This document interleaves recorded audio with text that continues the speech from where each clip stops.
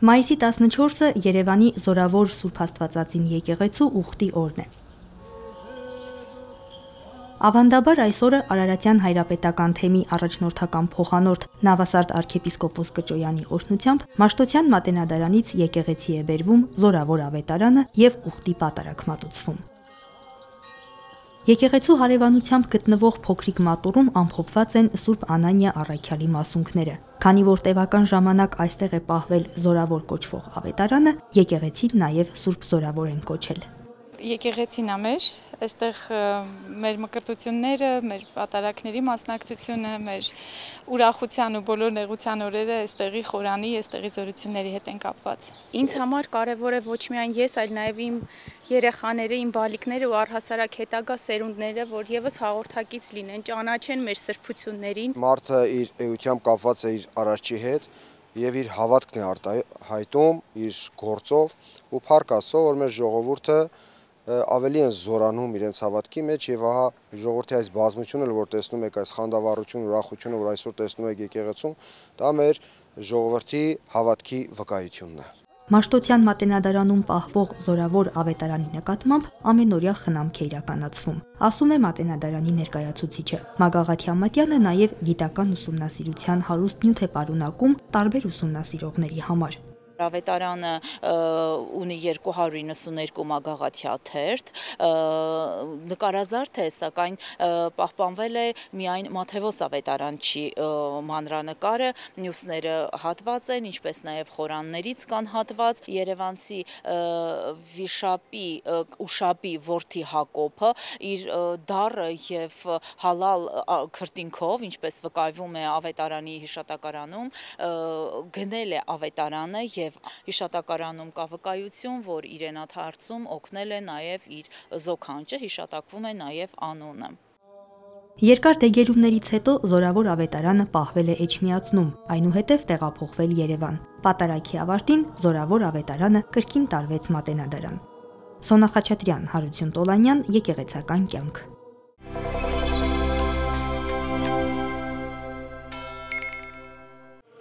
Ամերիկայի Միացյալ Նահանգների արևելյան թեմում առաջնորդ Տեր Մեսրոպ եպիսկոպոս Պարսամյանի առաջնորդությամբ գումարվել են տարեկան հոգևորականաց համաժողովը եւ 123-րդ թեմական պատգամավորական ժողովը։ Հոգևորականաց համաժողովը սկսվել է Գարեգին II ամենայն հայոց կաթողիկոսի հայրապետական պատգամով եւ Մայրաթոր Սուրբ Էջմիածնից ժամանած հոգևորականների Տեր Պողոս Վարդապետ Վարդանյանի եւ Տեր Զարեհ Քահանա Աշուրյանի զեկույցներով։ Մեսրոպ Սրբազանը թեմի հոգևորականաց դասին հորդորել է անձնվեր ծառայել Հիսուս Քրիստոսի Սուրբ եկեղեցուն եւ նորոգել ուխտը Մայրաթորի հետ։ Նիստերն ընթացել են բաց երկխոսության եւ համագործակցության մթնոլորտում։ Թեմի հոգևորականները քննարկել են անցնող տարվա ձեռքբերումները, ծխական կյանքի դժվարություններն ու հայրենիքի առջև ծառացած մարտահրավերները։ Համաժողովն ավարտվել է Սուրբ Պատարագով, Նորաոց, Սուրբ Հրեշտակապետած, Սուրբ Գաբրիել եւ Սուրբ Միքայել եկեղեցում։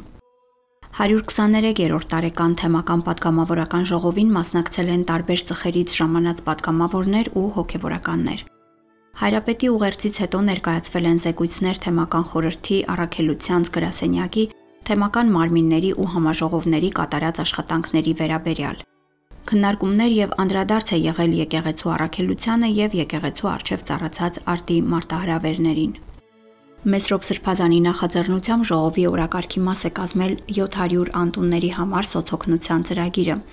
Հոգևորականներն ու պատգամավորները միասին ավելի քան 700 սննդապարկ են պատրաստել տեղական ապաստարաններին ու բարեգործական կազմակերպություններին տրամադրելու համար։ Ուրբաթ օրը երեկոյան ժողովականները մասնակցել են հանդիսավոր միջոցառմանը նշելու անցնող տարվա ձեռքբերումները։ Ամերիկայի Միացյալ Նահանգների արևելյան թեմի տարվա հայ եւ հայ ժողովրդի բարեկամ պարգևներ են շնորհվել Ջեյմս Գալուստյանին եւ Տեր Հովանես Վարդապետ Դելեյնին։ Մեսրոպ Սրբազանն իր խորին շնորհակալությունն է հայտնել Տեր Վարդ Քահանա Գյոզալյանին եւ Սուրբ Հրեշտակապետած եկեղեցու ողջ համայնքին ջերմ հյուրընկալության, նվիրված ծառայության եւ անխոնջ ջանքերի համար։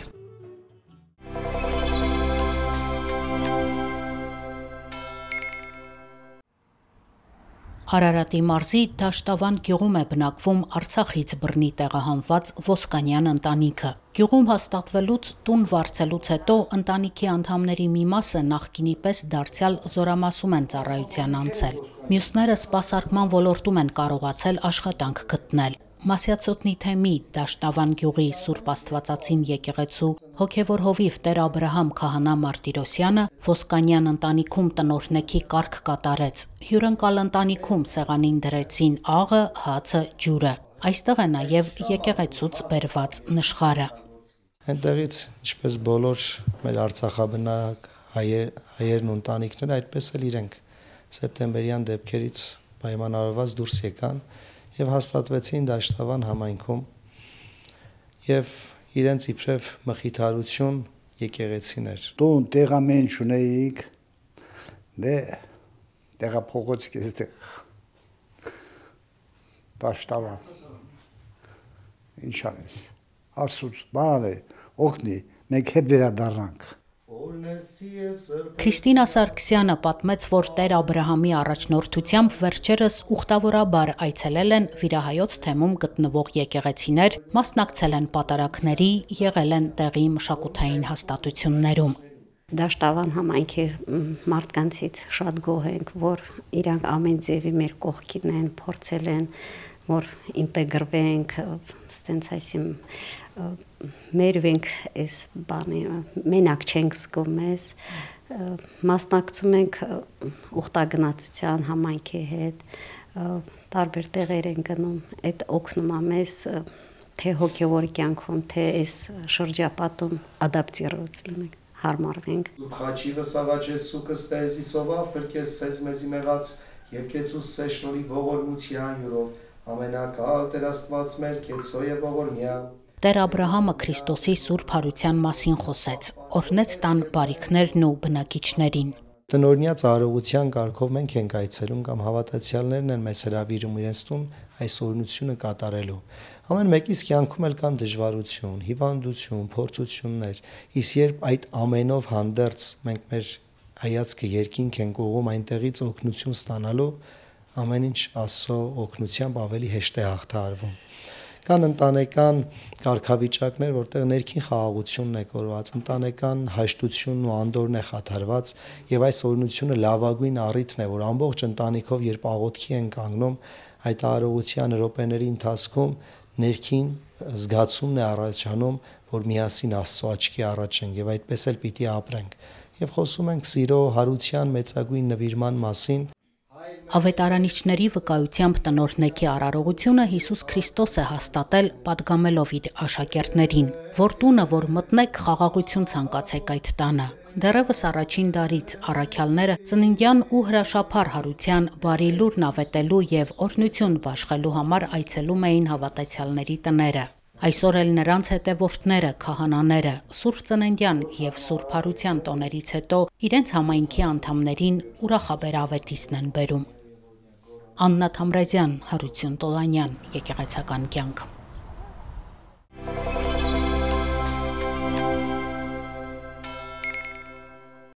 Մայիսի 18-ին Երևան Սուրբ Խաչի տոնին ապարանի Սուրբ Խաչ եկեղեցում կմատուցվի տոնական պատարակ։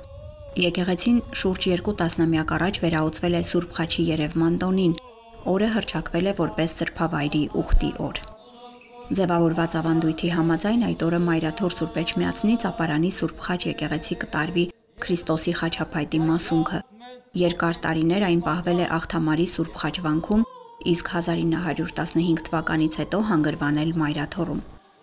Սուրբ Խաչի Երևան տոնը հիշատակությունն է 351 թվականի մայիսին Երուսաղեմի երկնքում Գողգոթայից մինչև Ձիթենյաց լեռը տարածված խաչանման լույսի հրաշափառ երևման։ Այն հայ առաքելական եկեղեցու խաչը փառաբանող 4 տոներից է։ Ըստ պատմական վկայությունների Փրկչական խաչի պայծառ երևումից հետո շատ հեթանոսներ են դարձի եկել եւ մկրտվել Սուրբ Գյուրեղ Հայրապետի ձեռամբ։ Սուրբ Մասունքը ապարանի Սուրբ Խաչ եկեղեցում կմնա մինչև ժամը 18-ը։ Տոնական պատարագի սկիզբը ժամը 10-ին է։ Հավատացյալները հնարավորություն կունենան հաղորդակցվելու մասունքից բխող զորությանը։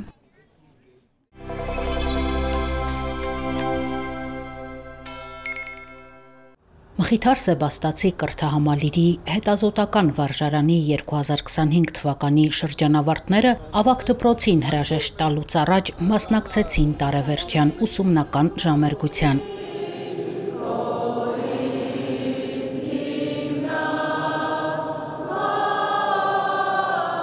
Մալաթիա Սեբաստիա համայնքի Սուրբ Երրորդություն եկեղեցում նրանք հոգևոր երգեր, շարականներ երգեցին։ Բլեան դպրոցի հետազոտական վարժարանի 2025 թվականի 12-րդ դասանի շրջանավարտներն էին բոլորը 140 եւ ավելի պատանիներ, ովքեր այսօր իրենց եկեղեցում որպես հայ առաքելական եկեղեցու հետևորդներ Սուրբ Երրորդություն եկեղեցում որպես ուսումնական ժամերգություն իրենք հաստատում են, որ իրենք այն մշակույթն են կրել փոխանցել, որովհետև մեր եկեղեցին նաև մեր մշակույթն է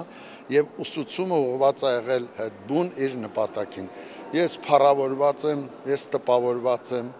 Մխիթար Սեբաստացի կրթահամալիրում վաղ տարիքից են շարականներ երգում։ Յուրաքանչյուր ուրբաթ աշակերտները, ուսուցիչները, ծնողները ուսումնական ժամերգության են մասնակցում։ Հայրենագիտության ճամփորդությունների ժամանակ հոգևոր երգեր են հնչեցնում գործող ու խոնարհված եկեղեցիներում։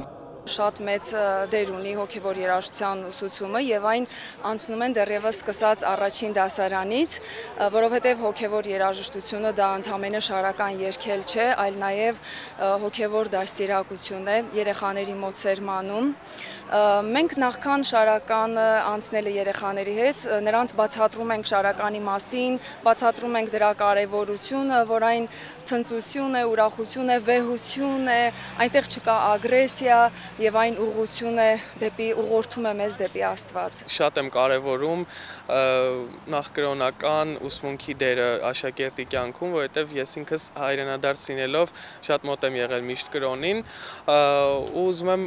կարևորենք այն հանգամանքը, որ պարբերաբար դպրոցի հետ միասին աշակերտները մասնակցում են նման ժամերգությունների, շարականներ են սովորում ու նաև սովորում են թե ինչ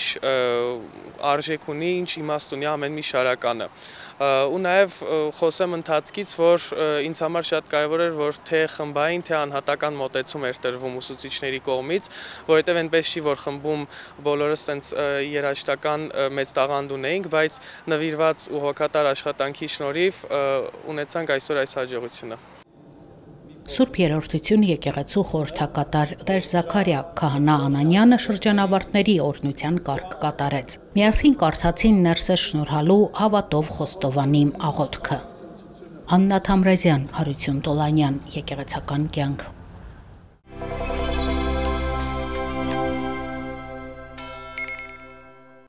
Նորքի հայորդյաց տան Գևորգ Գինոսյանի անվան կրկեսային դպրոցի սաներն են։ Տարեվերջյան հաշվետու համերգից առաջ վերջին փորձերն են անում։ 8-ից 13 տարեկան երեխաները կրկեսային ամենատարբեր համարներ են ներկայացնում։ Տարիների քրտնաջան մարզումներից հետո այս երեխաներն արդեն ընդգրկվել են համույթի կազմում։